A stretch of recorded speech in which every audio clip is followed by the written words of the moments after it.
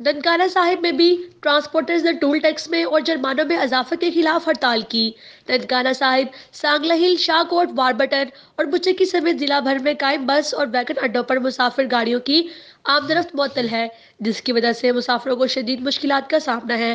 بالخصوص مسافر بسوں کے ذریعے دفاتر آنے والے ملازمین کو شدید مشکلات کا سامنا کرنا پڑا۔ ٹرانسپورٹرز کا کہنا ہے کہ حکومت عوام کو ریلیف دینے میں مکمل طور پر ناکام ہو چکی ہے۔